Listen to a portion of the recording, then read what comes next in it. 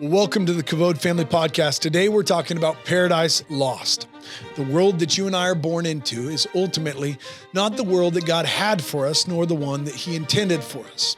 It's not the world of Genesis chapter 2, a blessed form where God and mankind are in right relationship. You and I are born into the world of Genesis chapter 3. It's a broken world where mankind is separated from God. It's a world that's filled with darkness, disease, sickness, and suffering. It's a world where mankind is filled with emotions that are outside the will of God. Fear, anxiety, depression. It's a world that ultimately needs to be redeemed and restored. It's important that we have a biblical worldview that understands the fall of creation. That's what we're getting into today on the Kavod Family Podcast. This is Paradise Lost.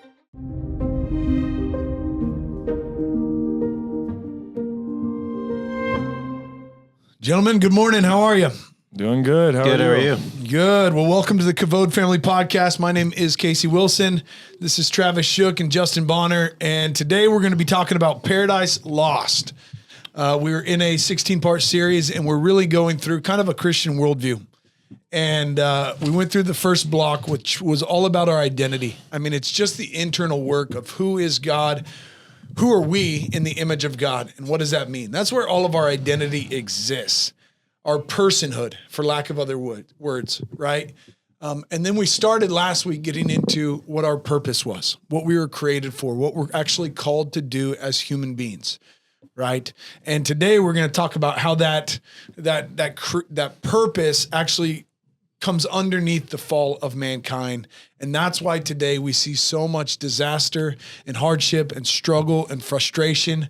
I mean, just consider this. I mean, when you think about all of the difficulties that we encounter as human beings when it comes to life and work, disease, sickness, chemical disasters, the fluoride in your water, the chlorine in your water, the thorns and thistles that grow from the ground, the hardship that we have to deal with when it comes to creation. Like all of creation has come underneath a curse, which it was not before.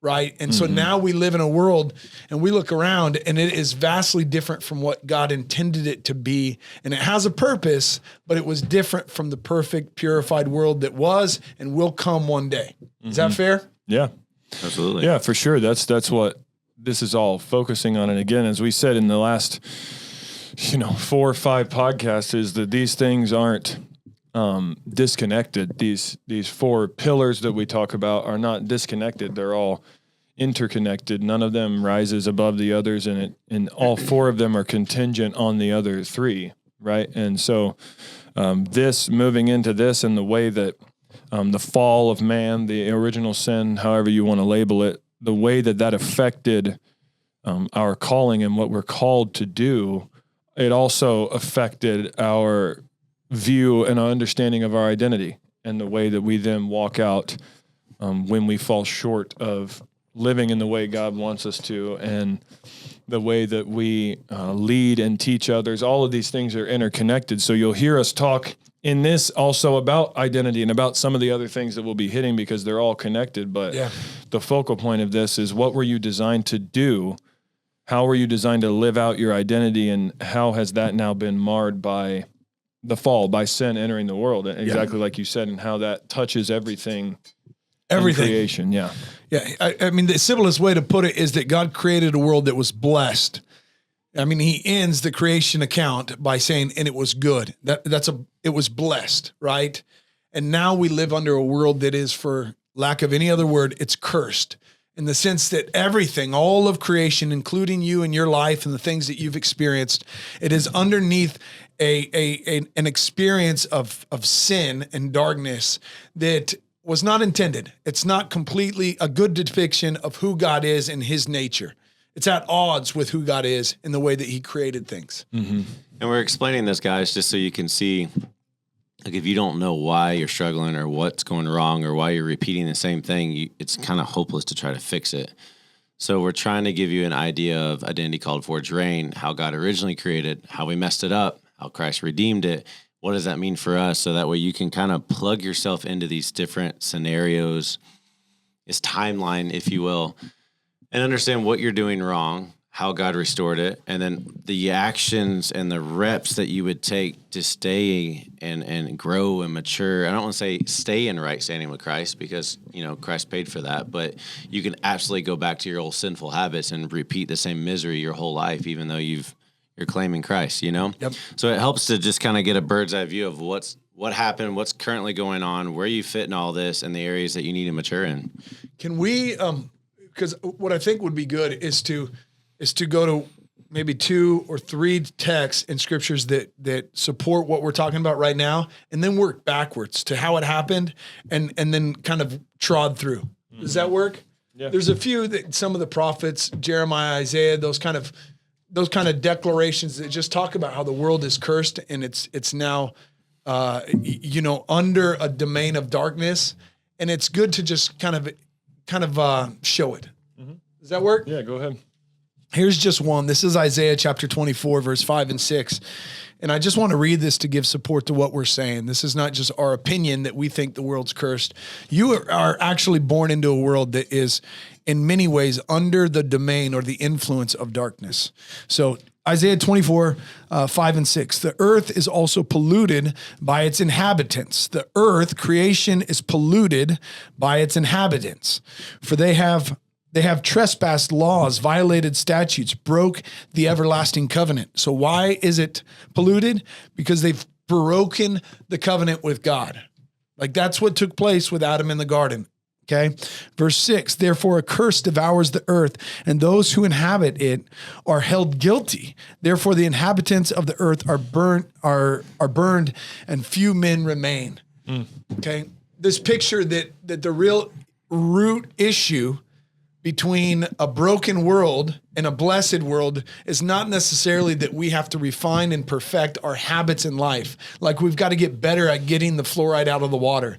It's actually that we're in a cursed world because our relationship with God is broken, and we've gone against him and broken the covenant that mankind had with God from the beginning to be representatives of who God was. That's the root issue. Is that, you guys see that? Yeah.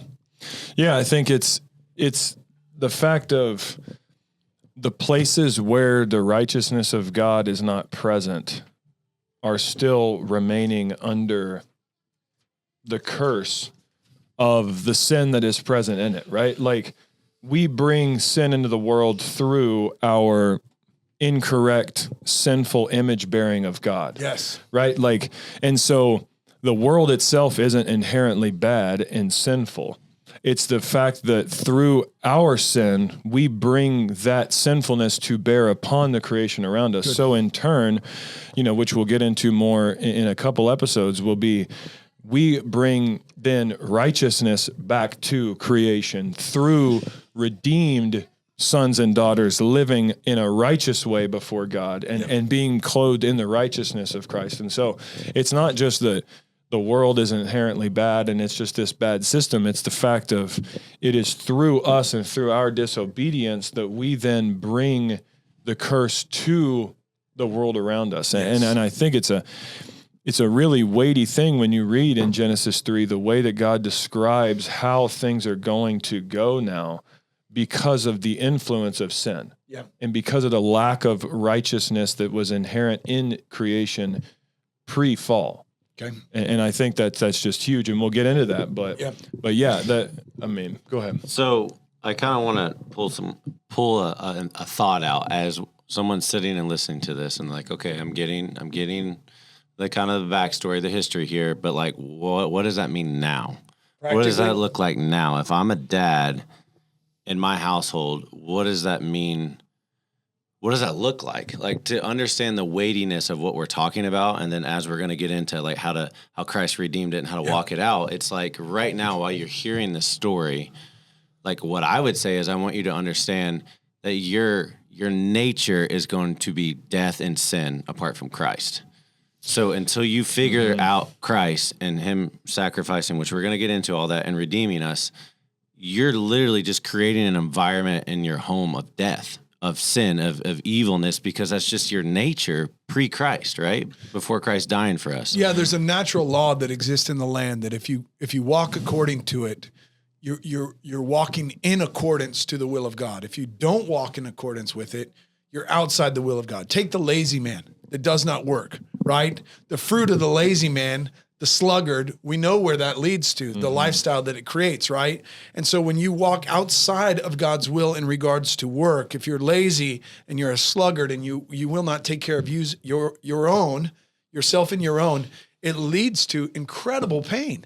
And many times it leads to sickness and disease and diabetes and all kinds of other things that are part of the curse. So what about the guy who works hard and is a pretty good husband, loves his daughter, takes her to school, he's at his son's practices, like overall worldly wise, he doesn't freak out, he isn't a drunk, he isn't cheating on his, like he's not watching porn, like he's just like the status normal man, but doesn't quite understand. And I would say in many ways that man is living in accordance to many of God's statutes, his laws, and therefore his life is blessed in many ways. Now, what's lacking is the personal relationship with Christ, which brings you into a fullness of God's will, right? I mean, you can apply God's will rightly for your life. The man who gets married and does not know God, but he's faithful to his wife, he lives 40, 50, 60 years with one woman, builds a family, builds those things. He's going to reap the benefits of the law that God set up, which was that a man and a woman should be bound together as one vessel and live that life out. He's going to reap the reward of that, right? If you train your children to be disciplined, to be gracious and kind, to be hardworking, if you train them to be, diligent in their practices, if you train them to do those things, I'm suggesting that those characteristics are in line with the character of God, and therefore they bring a reward. To where if you train your children outside of those ways, it reaps. Okay, so I guess yes, that helps. The layered question though is if I'm doing those things, why do I need to? What am I missing? Am I missing something? Yeah, and there's a general and a specific revelation of God. I mean, Romans 1. Verse 18, for the wrath of God is revealed from heaven against all ungodliness and unrighteousness of men who by their unrighteousness suppress the truth. For what can be known about God is plain to them because God has shown it to them. For his invisible attributes, namely, this is not talking about Jesus. This is talking about the world around you. For his invisible attributes, namely his eternal power and divine nature, have been clearly perceived ever since the creation of the world in the things that have been made, so they are without excuse. So there's a level where that even that morally good guy is making an assumption that he is a morally good person in regards to his standing before the creator of the universe. And so you may experience temporal blessing by living in accordance with the way God designed the world to be run. Yes. But eternally, at the end of the day, that's all filthy rags if you're trying to be approved in the sight of your creator by those good works, right? The things that you do in Christ are not filthy rags. The things that you do to earn Christ are filthy rags. That's what the Bible's saying. And so the guy that says, I don't need God because things are already going well. Yeah. I'm already doing what I'm supposed to do.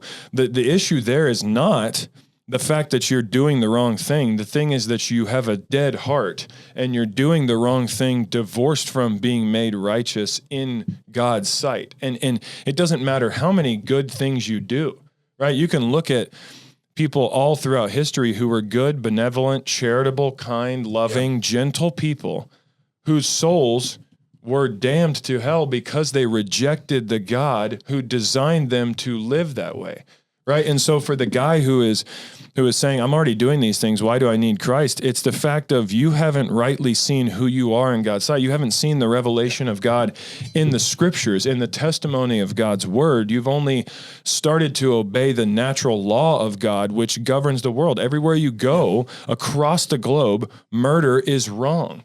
Murder is always wrong unless you get to some Aboriginal cannibal tribe in the desert of Australia. And you look at that and go, well, they don't know it's wrong because they've been handed over to a debased mind. But they are reaping the rewards of murder, which is the loss of generations, the loss of children, the loss of husbands, they're reaping the pain of outside of God's will.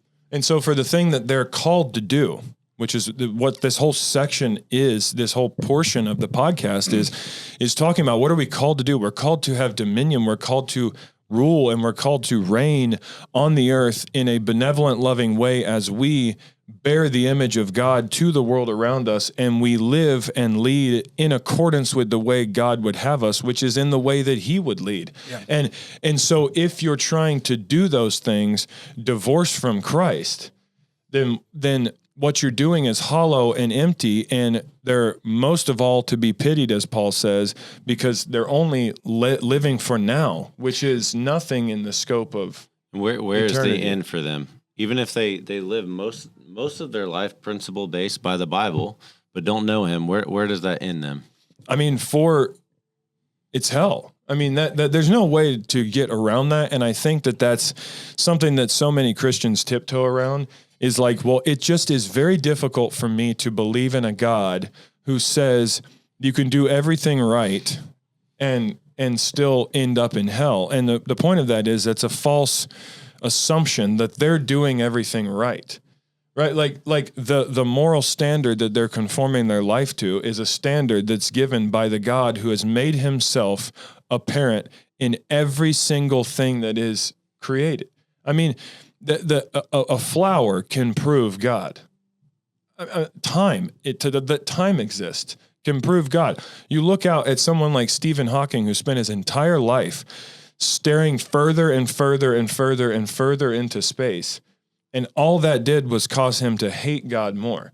He might have been a decent human being, right? But at the end of the day, he had no love in his heart for God because he did not see the validity and reality of Christ as the only Savior. And it's because, to take another step back to what we're talking about today, is because he didn't see his sin. Because we don't see sin as sin. We see sin as stumbling or problems or generational things that we deal with, or we're victims of our circumstance. So the things that we struggle with are just struggles. And it's the fact that it's sin. It's a result of your sin. It's a result of Adam's sin and a result of your sin. And so when God looks at you, he cannot overlook, because he is just, he can't overlook the sin in your life that is not covered by the blood of Jesus Christ. He can't overlook your spitting in his face by rejecting him, because he's perfectly just, but he's also perfectly love. And so if you come to him by faith, then that sin, again, which we'll get into more next podcast, that sin is then imputed to Christ, and his righteousness is imputed to us, and you can get into all that. But that's why we don't recognize fully the ramifications of the fall on the way that we're trying to live and lead and work and build. That's why we're victims of our circumstances. We're victims of the culture around us. That's why we're blown around by every passing fad. That's why we're so unstable. And that's why so many guys, when they do everything right, for the most part, if they're not self-medicated, they're going to lay down at night and feel that something is still missing, that they did everything. I mean, I would encourage you, go read, and I'll stop here. Go read, find a list of famous last words. Find a list of the last words of famous people. I mean, and these are people who have achieved everything. I mean, there was one lady who was like a queen, some huge famous person, and she had all the power, all the riches, all the wealth in the world. And she said, I can buy anything I want in the entire world, but I can't buy one more second of time. Right? Karl Marx, the founder of communism in many ways. So when his servant came to bring him food, he threw his shoe at the door and said, get away. Last words are for people who haven't said enough in their lifetime. Like, these are bitter, angry, empty people who have achieved this success, have done and followed the worldly metrics, and they still get to the end and go, something was missing. And it's because all the things that they were trying to do in God's will, they weren't doing in God's way with the heart posture. And it all ends up as vanity, as Ecclesiastes says. One great example of this, Paul, prior to his conversion to Christ, his name is Saul in the scriptures. Saul is from the best tribe. As far as jobs, he's got the best and most distinguished profession. as far as how well he did in that profession, he excelled above all other students that were with him. He was the best of the best of the best of the best, doing the best in the best world religion as far as proximity to Yahweh that there was, right?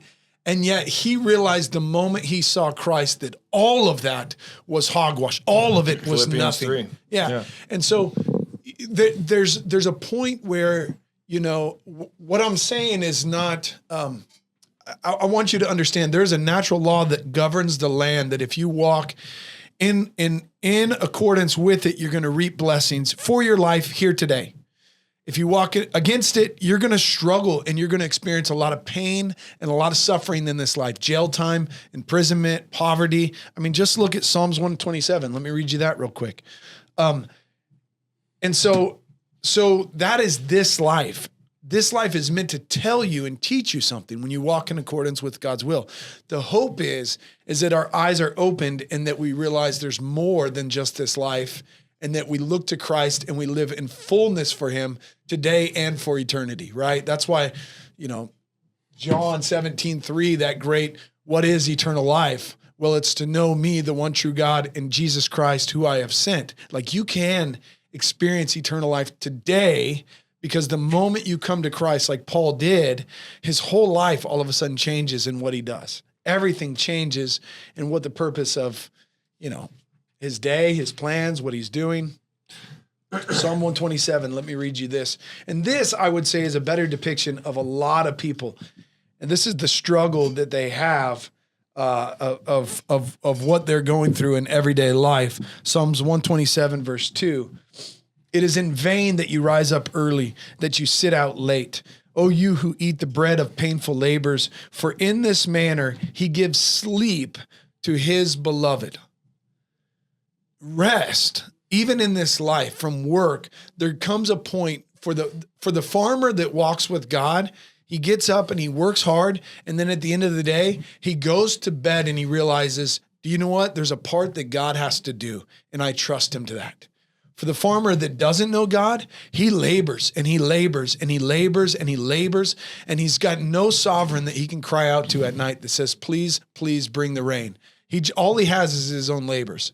And so anxiety and stress and fear, they haunt him all the days of his life. Where for you, for me, and we've talked about this a lot, Travis, even in your own business, there's times where God has asked you, or you felt like God wanted you to focus in on the value of people or downsize, and that might hurt your numbers or the finances or different things, but you knew it was about a walk with him, and you knew he was going to protect you and cover you in that process. Yeah. That's peace. There's great peace in walking with God. Even in, growing into this next building, there's a lot of stress and burden that comes with that for everyone, more some than others. But there's a point of, do you know what? Has God called me to do this? And in that, there's peace and there's a covering. So the main thing I was trying to draw out, and you guys, thank you for that, is we're talking about these four different pillars and how God originally had it in the fall and how he redeemed it. And it's kind of like, what do we do with all this? That's kind of what I was trying to drive home. To drive home is the same thing that we've said for forever, that he is the prize, that he died to restore you to be his son in right standing, and you have life forever with him. So these are tools on your tool belt to understand, like, okay, I reacted in anger and fear. Why? Because I was stressed because I wasn't doing a good job in my calling of work and dominion, and I took it out and lost my identity in the like, these are just resources for you to pull from and to understand, like, why am I sinning? What has deviated me from fixation on Christ to something else? And what I wanted to stress is you could do life pretty well here. Like worldly standards, you could have a decent job, take vacations, your kids grow up and they're fine, their kids aren't crazy, and like overall it looks good, like you had a good life, but you could miss it all. Yep. Like Christ will say, I never knew you. Like you could do all these things pretty well and miss him and go to hell. And not only is that huge for you, but you're leading your kids and your wife in that. You're leading your coworkers in that. So it's imperative that you're not glaze over when you get in the word and you hear these things. It's like, oh my gosh, here we go. Like, why does this even matter? Because it's who you are. It's who God created you to be, and how we screwed it up and how we'll continuously screw it up if we're not in the Bible. Yep. Deuteronomy 28 talks about the blessings if you listen. If you listen means if you're in this and if you follow God and if you love God, he will bless everything. And then the end of it is if you don't listen, which means that you're not following him, you're following some other God or money or whatever idol is there, then literally people start eating each other. It's insane. But the idea is like, it's like, especially men, like we unintentionally try to make things more simple and we make it more complex. Like me understanding my calling and understanding he called me to go do X, Y, Z. And if I don't know that the entry level, the foundational piece of that is my identity, I will make the calling that he gave me the idol, and that'll become the God. Yes. Me having dominion, me being a good dad, me providing, me doing all these things becomes the God unintentionally, Yes. and it consumes me. And that's what happens when you lay at bed at night and you can't go to sleep because you're trying to control everything. You don't have control of anything. Yep. He does. Yeah. So it's this weightiness on like, life's going to be hard. It's going to be hard. Work's going to suck.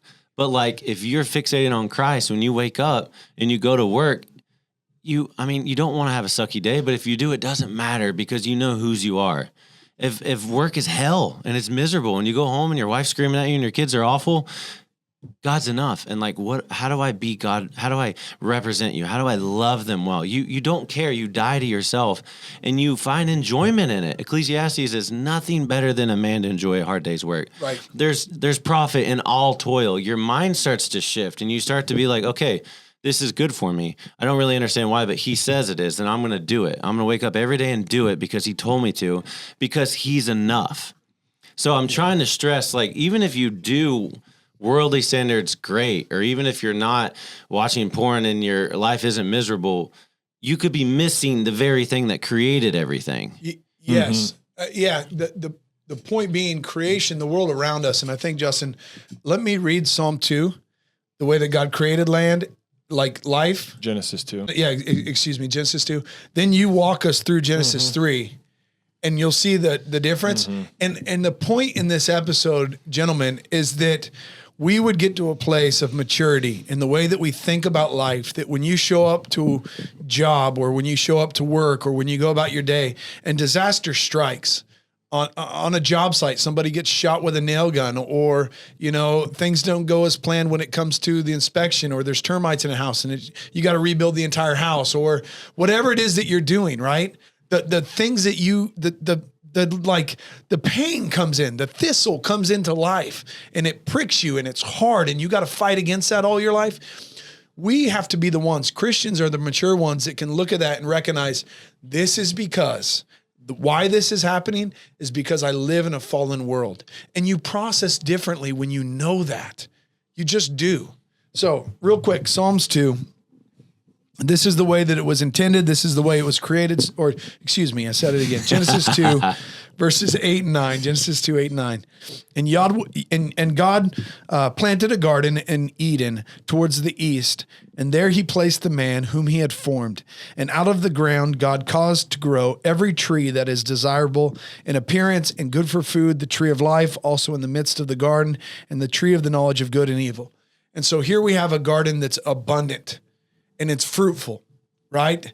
And there's plenty of it. And man was created to enjoy that. And we see no thorn, we see no thistle. Yes, he's called to have dominion and rule over it, but it's abundant in its blessing, right? And now Justin's going to walk us through chapter 3, where it talks about the introduction of suffering and hardship and the thistle and the thorn. Go ahead and jump into that. Yeah, and that starts in verse 17 of chapter 3 because, we've already seen the fall happen. They ate the fruit, and then God comes to find them to walk in the cool of the day, and they're hiding from them. We went through that in a few episodes ago. But then God is pronouncing these curses that he said, if you eat the fruit, you'll die. If you disobey, you'll die. If you don't, you'll live. That it was cut and dry. And so now when he gets to Adam, he says, and to Adam, he said, because you've listened to the voice of your wife and have eaten of the tree of which I commanded you, you shall not eat of it. Cursed is the ground because of you. In pain you shall eat of it all the days of your life. Thorns and thistles it shall bring forth for you. and you shall eat the plants of the field. By the sweat of your face you shall eat bread till you return to the ground. For out of it you were taken, for you are dust, and to dust you shall return. And so just to, I mean, you can surely there's infinite depth to looking at each of those lines and each of those aspects. But the point of it is that sin and now the knowledge of good and evil has real ramifications on Adam and on Eve and on their future children and on the creation itself. Yep. And it's not a fact, and it's something that we talked about in the last episode.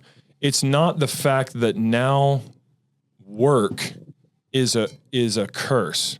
Work is a curse, and it wasn't work before the fall. The point is that what you were called to do, the way you were called to live and operate in the world and to exercise dominion, is now difficult and now has stressors and is now oftentimes you feel like you're banging your head against the wall because of the effects of sin on the world around you, right? That's why I named the chapter Paradise Lost. If you haven't read that poem, it's a very long poem by John Milton. It's fantastic. It's not that hard to understand, the poem. It's just talking about the fall from the perspective of Satan and Adam and Eve. It's really, really good poem. I would encourage you to read it. But the point is that paradise and the way God had designed things was for Adam and Eve to work, for them to labor. But the fact was that they were going to be laboring in a righteous way, which would have always been joyful, would have always borne the results that they anticipated because they were doing God's work in God's way, in God's time, right? And what they did was they turned against that because of their sin. And now because of the effects of sin, work was going to be difficult. Work was going to feel hard. Work was going to feel like work, not just part of who you were. And then, and we see that all the way to now. I was talking to my wife, and I hope I can make this illustration attach well because it was important.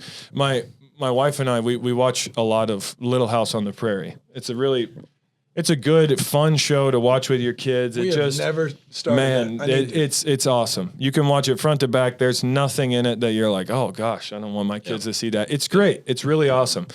But they're a Christian family, but the husband struggles with religion, right? He believes in God, but he struggles with religion. And I remember this one episode, and my wife was saying yesterday how, you know, now all these young women are thirsting after Charles Ingalls. They're all lusting after him, like, oh, that's a real man. Like, yeah, wow, he's so hot. He's such a real man. And I'm like, yes, he's a hardworking guy. He loves his family. He'll do anything for him. But I remember this one episode where there wasn't rain. The crops weren't doing well. He had fallen and broken his ribs or something and wasn't able to work. And so he was supposed to be home resting. And the wife and the daughters got up and went to church on Sunday. And when they came back, he was out working the plow. And so he had this fight with his wife because he didn't go to church. And he worked when he was supposed to be resting. And the end of the episode it ends with, you're a good man. And it's okay that you didn't go to church and you worked instead. Like, God can wait. You're doing what he wanted you to do. And I'm using that as an example because now work becomes not something that we do with joy because we trust God with the results of laboring in what he's called us to do and how he's called us to work. Now we take the reins and we go actually in the complete opposite direction of the instructions God gave us with resting on the Sabbath, with trusting him, right? Ancient Israel, it was an agrarian culture. They had to farm. And the point of the Sabbath was not you need rest, although that was part of it. It was you need to stop and trust that I will make sure that the day you take off, everything's not going to go to hell and that you're still going to have food, right? It was all about trusting God and his provision. And so now even all the way down to a TV husband is now showing that it's okay to work hard in the absence of God, because that's what a real man does. And that's a result of the fall, that now work is tough. Now you have to trust God more. Now you have to labor hard and break your back and break your knees. But all of that is not the result of work being bad. It's the result of sin being bad and affecting our work. Sin is not a post-fall institution. It was pre-fall, right? The whole, if you find a job you love, you'll never work a day in your life is the most unbiblical thing you could ever say, right? If you're not working a day in your life, then you don't eat, because that's what Thessalonians says. If you don't work, you don't eat. You shouldn't go, oh, I just want to find that job that doesn't feel like work. No, we're made to work, especially men. You are made to work. Your body is built like that to work. That's why if your wife went and threw hay bales for 30 minutes, her back would hurt, her feet would hurt. She'd be drenched in sweat. It would be horrible. It would be odd to even see. And it's because she's not made to labor in the same way you are. But it's not the fact that work is sin. It's the fact that sin affects work and can affect the results of it. It can affect the satisfaction. It affected everything. It affects the satisfaction that comes from a job well done. Yeah. Right? You're chasing the dollar. You're chasing the deadline. Whatever it is, you're chasing your name being famous. And that's because of the results of sin entering the world. Not that work is bad. That's the point that I'm trying to make, is that sin makes work hard. Sin didn't make work, right? Like, work's not the result of sin. Painful work is the result of sin. Yes. Let's wrap this up, but let's just get practical here for a second. Travis, tell me about your shirt. It says Meat Eater, fueled by nature. Meat Eater, is that a company? Yeah, Steven Ranella. Yeah. Who is it? Steven Ranella. He's got like 14 episodes of it on Netflix or something. Yeah. Oh, yeah. Yeah. And the Meat Eater. The Meat Eater. Yeah. I mean, all of us. Rogan out hunting and stuff. Yeah. All of us love eating meat, hunting, play, that kind of lifestyle, right?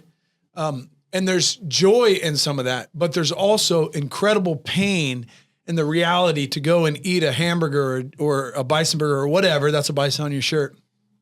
The reality is that something had to die for you to be able to do that, right? Yeah. That is testifying to this event in the garden that took place pre-fall. Man was not dependent upon slaughtering animals in order to eat, in order to be fueled for life. That's not the way it was created. Death comes in. And so now everything that we eat, it's bittersweet, right? It's blessed curse. It's this reality that we're living in that's, I mean, even take a brand new truck that you could go out and buy. A brand new truck. We know people all around us that will go and spend $40,000, $50,000, $60,000 on a new rig. And within 3 to 5 years, it's in the shop for a new transmission. How in the world does that take place? Why in the world in 2025? Why is a brand new truck in the shop for a transmission that costs $60,000 to $80,000? That is insane to me. And yet the reason is because we live in a fallen world. Things decay. Things decay. Yeah. Production is flawed. Like, the world that we're in is marred, and you need to know that. And the desperate need is not that we just have to get more better at creating. We need to become more like, I mean, I appreciate what Elon Musk is doing, all the innovation and everything that he's doing, but he's not hitting the root issue, which is our relationship with God is the reason why so much flaw and pain and suffering is in the world today. It really is a relational thing that has caused the hardship that we have. So next episode, we're going to jump into how Christ redeems work. Yeah. We're going to get into probably, I'm guessing, Romans 8, the redemption of the sons of men, and how you can actually live a life and run a job and have a career that is an honor and a blessing to God and in purpose of what his fullness is and not in opposition to it. So stay with us.